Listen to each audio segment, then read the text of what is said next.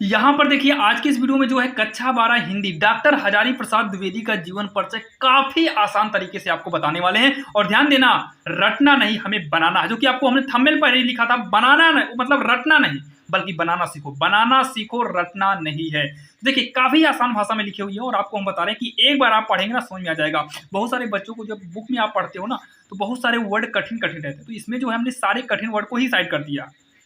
तो यहाँ पर देखिए सबसे पहले तो आपको ये साइड में बनाना होगा। जिसे जन्म 1907 में हुआ था, डॉक्टर हजारी प्रसाद का जन्म क्या था 1907 था। गांव का नाम छपरा था। मृत्यु यानी कि देहांत जो है 1979 ईस्वी में हुआ था। उपन्यास की बात करें तो ये आत्मकथा था। और इतिहास की बात करें तो हिंदी साहित्य का इतिहास था। ये कुछ पॉइंट इसमें लिखना है। देखिए जैसे इतिहास ना पता हो तो कोई बात नहीं, आपको इसमें कुछ पॉइंटेड यानी कि 3-4 पॉइंट 4-5 पॉइंट जो भी आपको मेन पॉइंट हो आप यहाँ लिख सकते हैं। इनकी पढ़ाई का भी पॉइंट इसमें आप डाल सकते हैं। जरूरी नहीं कि जो बुक में दिया हो सेम वही करना है, क्योंकि हमें रटना नहीं बनाना है भाई। नंबर आपको मिलेगा, नंबर तो आपको उतना ही मिलेगा, क्योंकि ये 2 पन्ने में आप वैसे भी इसको लिख डालेंगे। क्योंकि हम जितना लिखें आपको इतना ही लिखना पड़ता है, इससे ज़्यादा नहीं लिखना पड़ेगा एक लाइन में। तो आप जब साइड में इतना करेंगे ना तो आपका इतना ये जो है भरा जाएगा, मतलब ये आपका हो जाएगा। तो आपके सामने जो एरिया रहेगा ना, यानी कि कम जगह में आपको लिखना पड़ेगा और देखने में भी ये अच्छा लगेगा। और हाँ, रेड पेन भाई आप यूज मत करिएगा। यहाँ पर आप ब्लैक स्केच से खींच सकते हो, लेकिन रेड का यूज मत करना। हम यहाँ पर आपको रेड का यूज भले किया, आपको नहीं करना है। तो आइए देर नहीं करते, जीवन परिचय के बारे में बढ़ते हैं इनके आगे की ओर।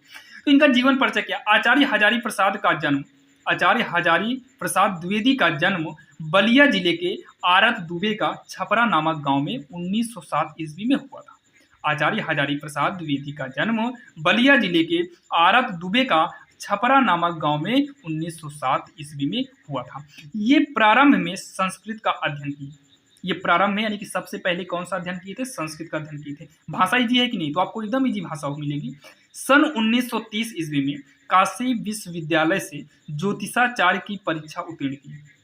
सन 1930 ईस्वी में काशी विश्वविद्यालय से ज्योतिषाचार्य की परीक्षा उत्तीर्ण की। कितना आसान भाषा है। उसी वर्ष ये शांति निकेतन चले गए। उसी वर्ष ये कहाँ चले गए, शांति निकेतन चले गए। ये बनारस हिंदू विश्वविद्यालय में हिंदी विभाग के अध्यक्ष पद पर नियुक्त हुए। अगर आप देखिए तो काफ़ी आसान ही भाषा है, आप इसको नोट करिएगा। स्क्रीनशॉट लेना होगा, स्क्रीनशॉट ले लीजिएगा, ले लेना आप लोग। ये काफ़ी आसान भाषा। तो 1 2 3 4 5 6 7 वर्ड में देखो हमने कितना आसान तरीके से किया।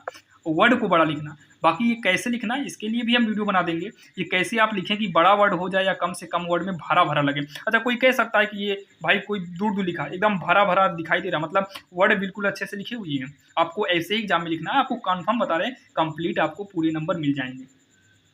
तो कहाँ पहुंचे, ये बनारस हिंदू विश्वविद्यालय में हिंदी विभाग के अध्यक्ष पद पर नियुक्त हुए। भारत सरकार ने सन 1957 में इन्हें पद्म भूषण की उपाधि प्रदान की। पद्म भूषण की उपाधि प्रदान की। इनका देहांत जो है सन 1979 में हो गया। इनका देहांत इस तरीके से लिखना, इनका देहांत सन 1979 में हो गया। आप यहाँ पर थोड़ा समझिएगा हम कहाँ कैसे लाइन को छोड़ रहे हैं, आप ये समझना। यही पॉइंट अगर आपके समझ में आता है तो आप समझ लो कि आप अच्छा खासा नंबर लाएंगे। यहाँ पर देखो एक लाइन छोड़ी है लास्ट में, इनका देहांत। अब इतना कहने के बाद देखो एक पेज तो आपका भरा जाएगा, एक पेज आप भर लेंगे। उसके बाद इनकी कृतियाँ आपको दिखाना पड़ेगा, तो जो कि यहाँ पर हम दिखाते रहे। ये देखो अगले पेज में इतना करना, कृतियाँ, फिर लाइन छोड़ दिए।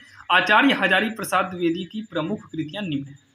उपन्यास बाण भट्ट की आत्मकथा, चारुचंद्र लेख, आनाम दास का पोथा। तो आपको इसमें तीनों नहीं, आपसे एक ही पूछेगा, या तो कृतियाँ पूछेगा, खैर अगर कृतियाँ पूछेगा तो पूरा लिखना पड़ेगा, बाकी उपन्यास एक ही देना है। इतिहास का भी कोई तो इतिहास अकेले ही पूछता है, तो हिंदी साहित्य का इतिहास, हिंदी साहित्य का आदिकाल वाला इतिहास और हिंदी साहित्य का इतिहास, मतलब आपको इतना आपको लिखना पड़ेगा। और लिखने के बाद नीचे अगर जगह बचती है, जैसे ये आधे से ज़्यादा में यूज हो जाता है या जगह फिर आधे से कम बचेगी, तो आपको नीचे की जगह छोड़कर अगले प्रश्न को अगले पेज से करना होगा। तो आपकी समझ में आ गया होगा।